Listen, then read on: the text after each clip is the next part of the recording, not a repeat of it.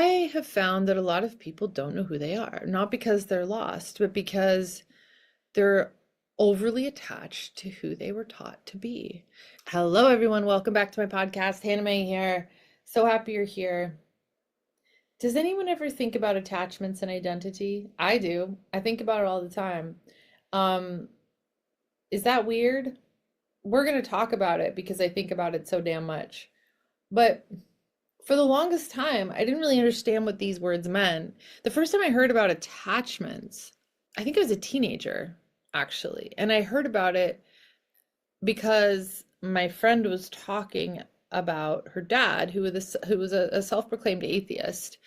And his philosophy was to just detach from all material possessions in order to obtain happiness, right? Which it's like a pretty good strategy actually, because our attachments are in fact, as I've come to understand it, the cause of our unhappiness.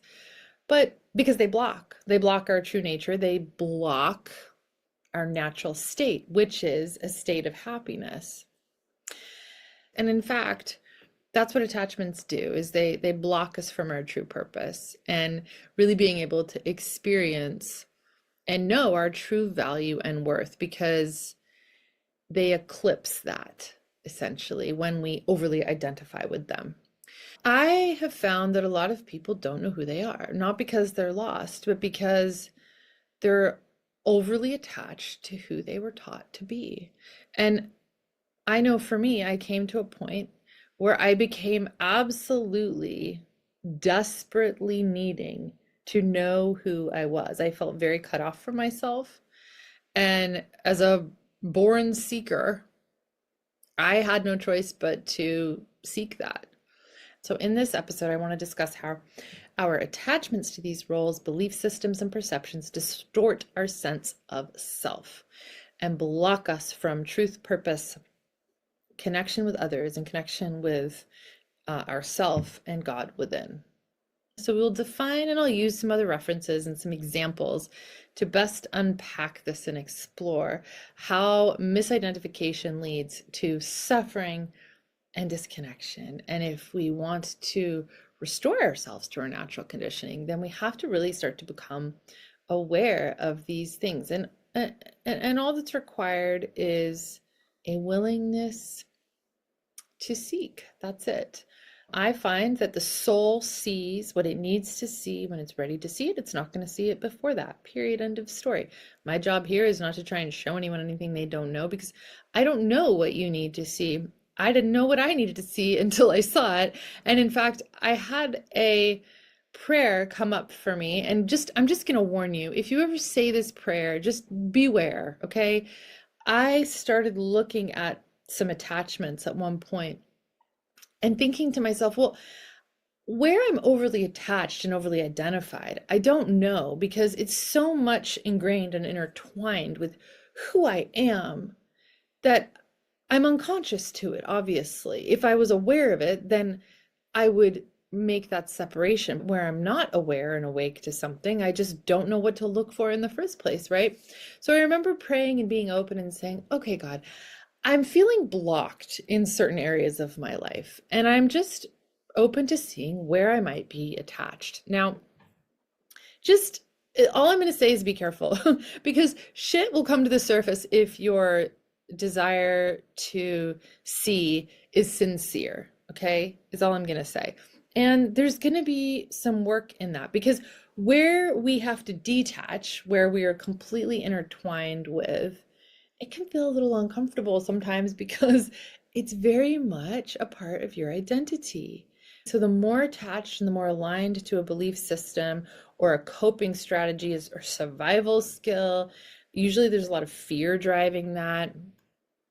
It's something that over time, it really grows up with us. So the image that comes to mind for me is like peeling laminate off a piece of paper. And it's like, it's really stuck, right? And it very much looks and feels like the same object, but it's not. That laminate is just a protective mechanism and shield to some degree.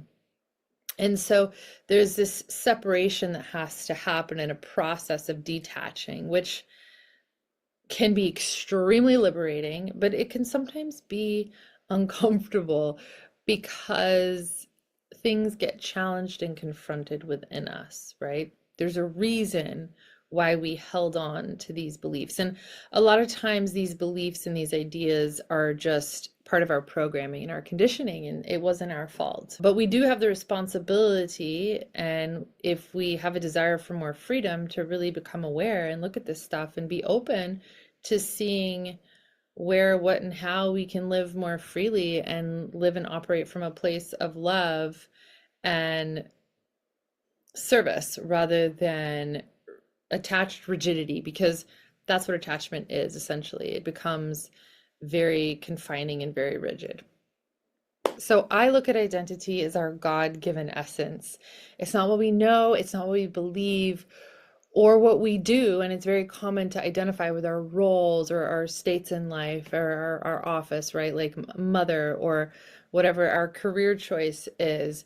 But that's not who we are at our core. That's not who we were born. That's related to our gifting, sure, but that's different. When we attach our worth to the way someone sees us, to our beliefs, to whether someone or not agrees with us, to our roles, to other people's perception of us or our judgment of ourself, then what we're doing oftentimes is rejecting our true self.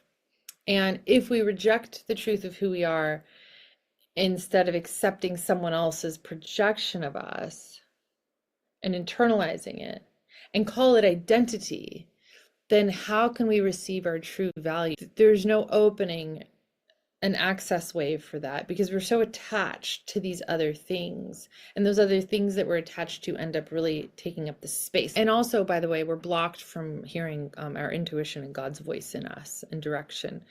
One word for God, an acronym for God, if you have a hard time with that term, is good orderly direction. So I'm just going to offer that.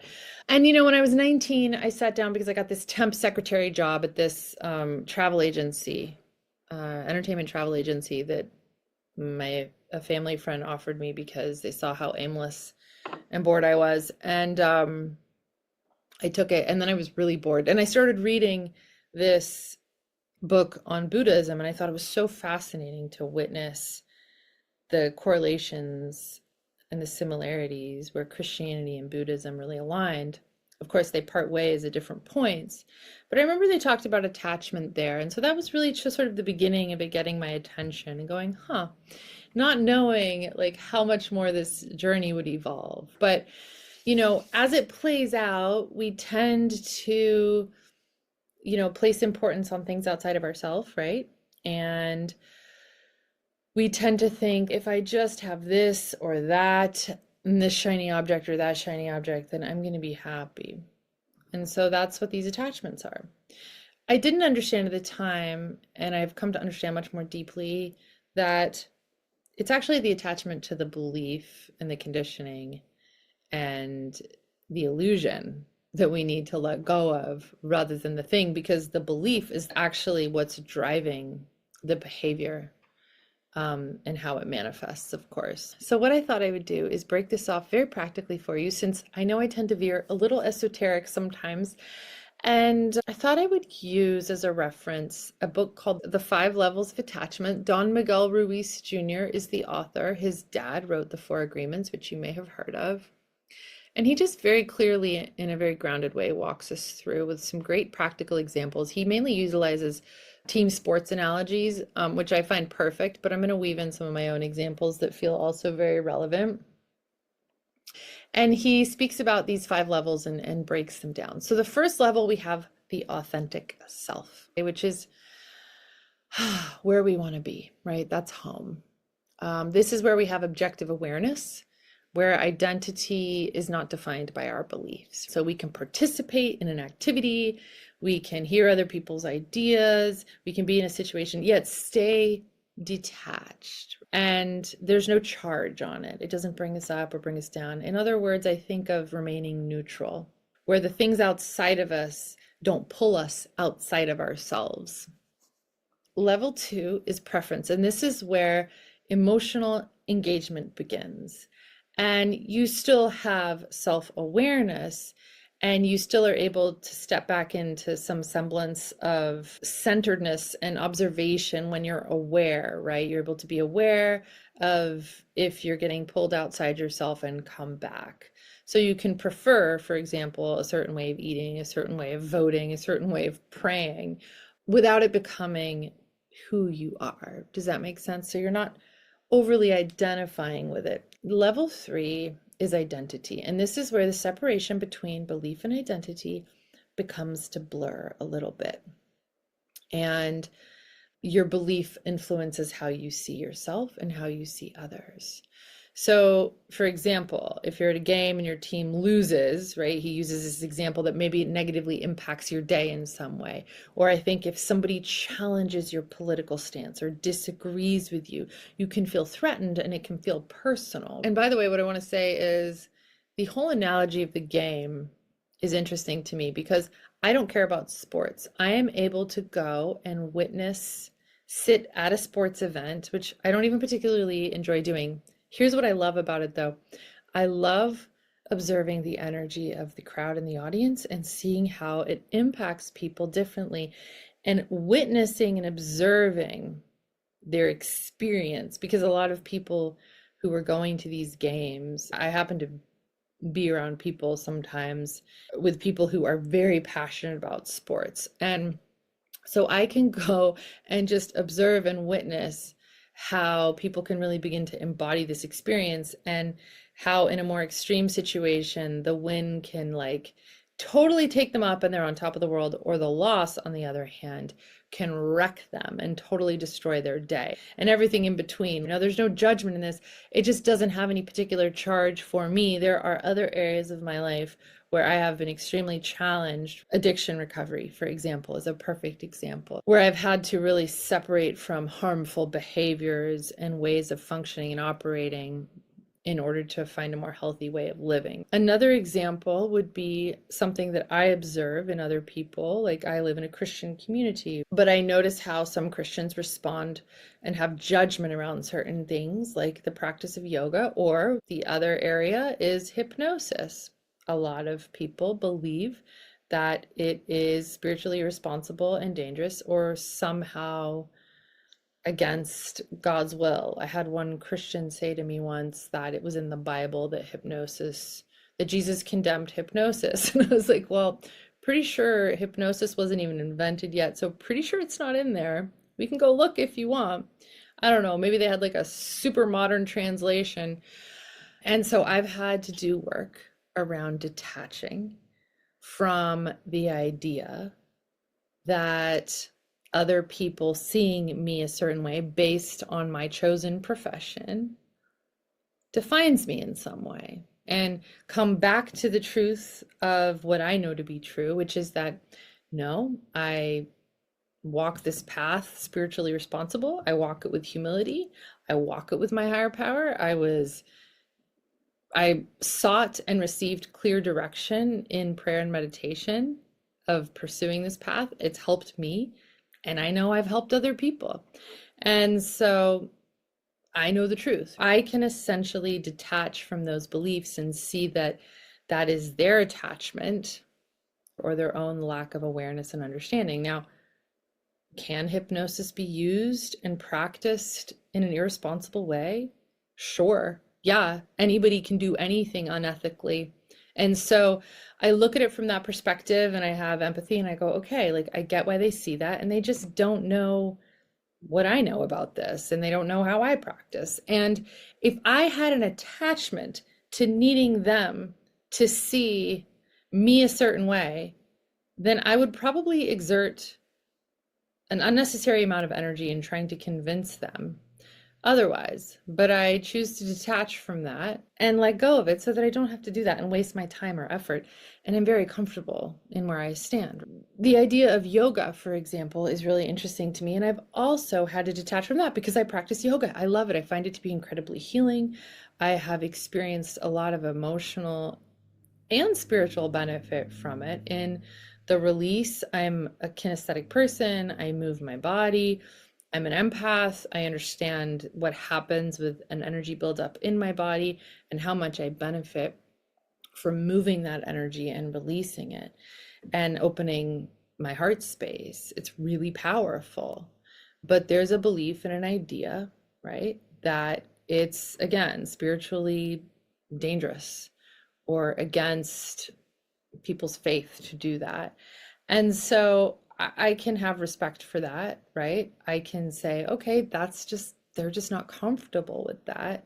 I can look at that from the perspective of the person who's viewing it maybe from more of a fear lens, and they have a lot of caution around it. That's totally fine. If somebody wants to make a decision that feels spiritually sound for them, then they're totally within their right to do that. And it is interesting because there is nuance. You know, we don't just paint a canvas one color.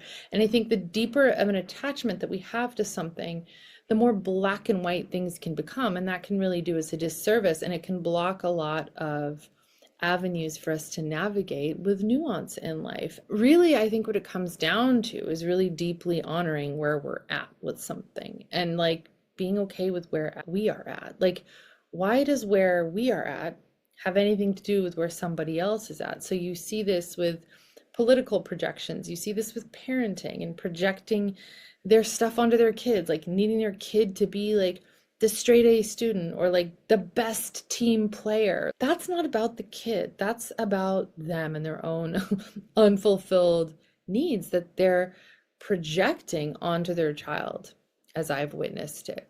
And so when we're comfortable in our beliefs and when we are in authentic alignment, then we don't have to go outside ourselves to convince somebody otherwise. We don't have to convince anyone else of our political viewpoints, our religious viewpoints, because we're at home in them. They nourish us. When we're not in alignment with our authenticity and at home in that and content in that, because that is a place of contentment, then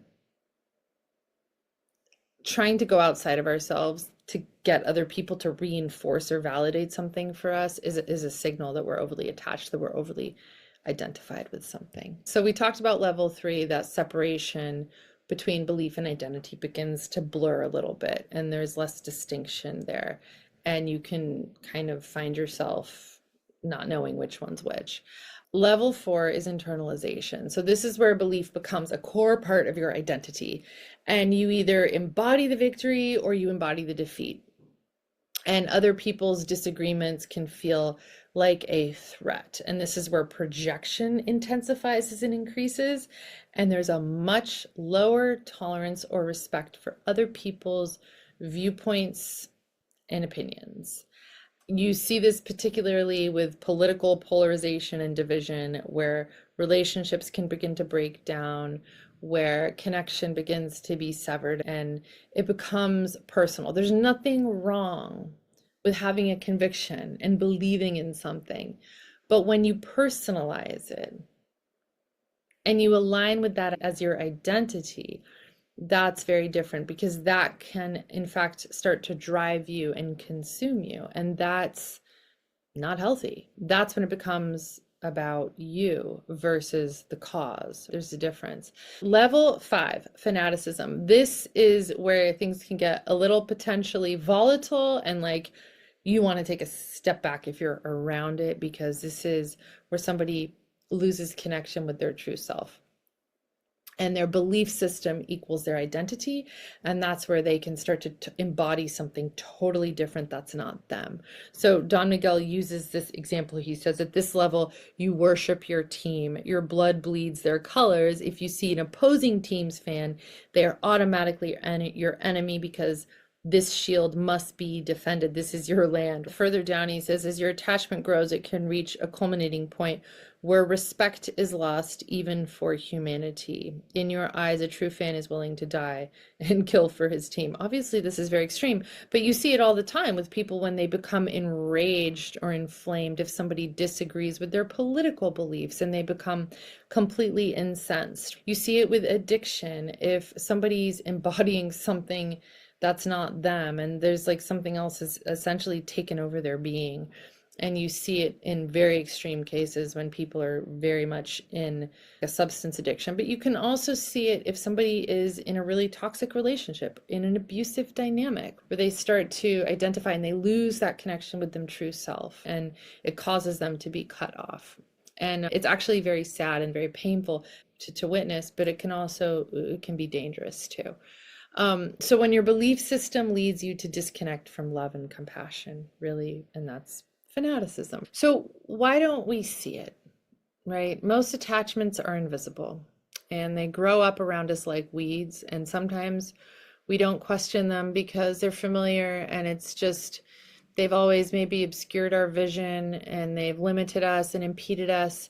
But it's just programmed in and it's normalized. So it's like in an abusive relationship, if you've been in any sort of like covert narcissistic dynamic, which interestingly about that, somebody else from the outside can go, there's nothing covert about that. That's just downright obvious. But for you as the survivor or as the other person in that relationship, you can easily not see it because you've taken on certain beliefs and a role in that situation. And so you become very attached to that role, maybe as survival. If you become hyper vigilant as a self-protective means, if you go to self-care, for example, and step out of a role, you're breaking tradition potentially. Those could be those unspoken rules in a family system. You see it especially with family of origin, but it can show up anywhere and in any dynamic. And when you do that, you're challenging other people's beliefs and their identity and their egos. And so people mistake inherited roles and beliefs for identity, right? And when you step out of a role, their role or identity is challenged.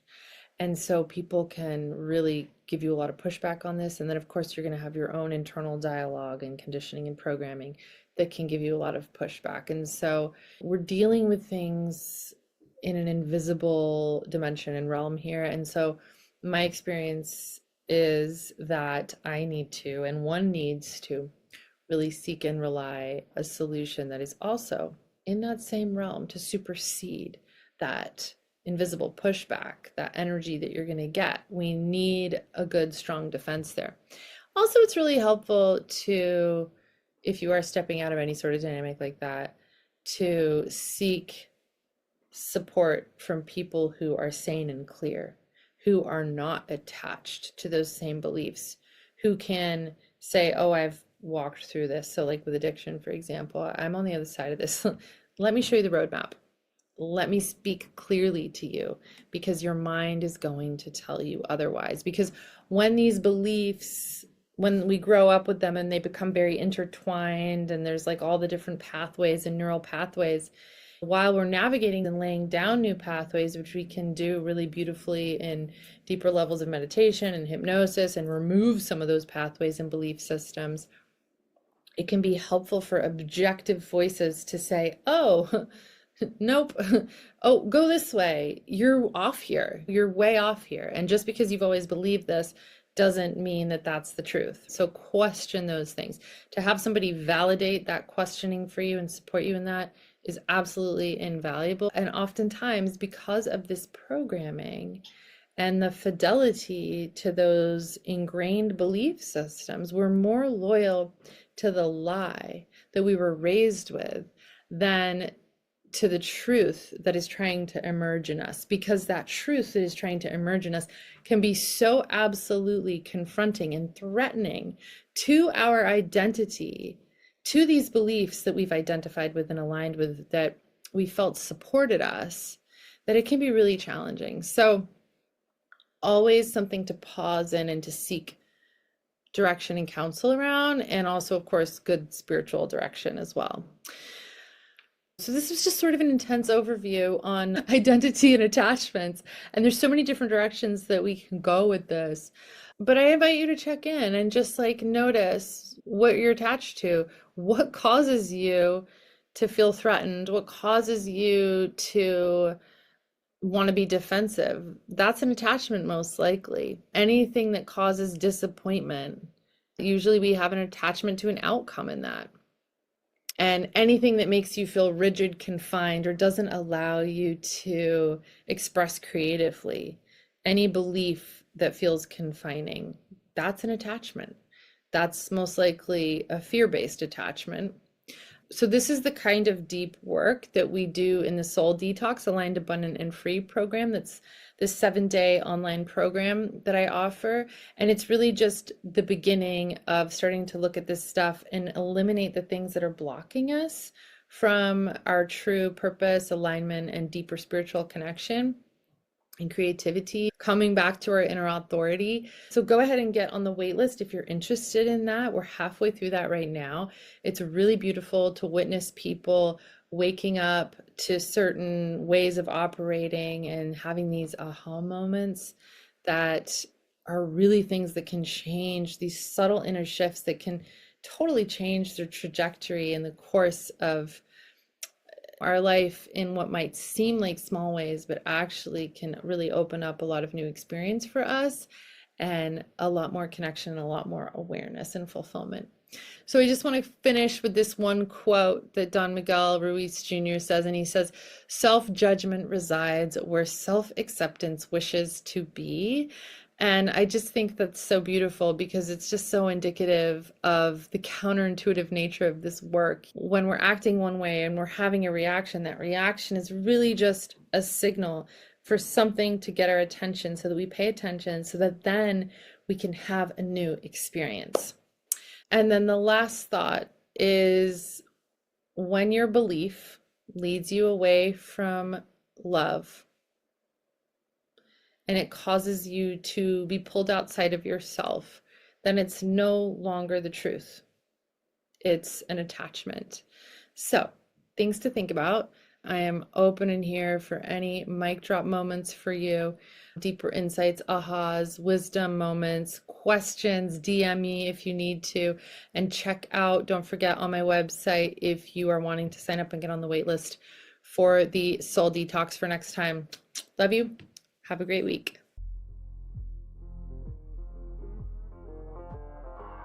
Thank you for tuning in to the May Be Mindful podcast. If you enjoyed today's episode, don't forget to subscribe and leave us a review. Your feedback helps us grow and improve. For more information, resources, and exclusive content, visit our website at maybemindful.com or go ahead and follow us over on Instagram at maybemindful. If you enjoyed this week's episode, please give me a follow, screenshot the episode, and go ahead and tag me until next week when I bring you another thought-provoking and inspiring topic. Until then,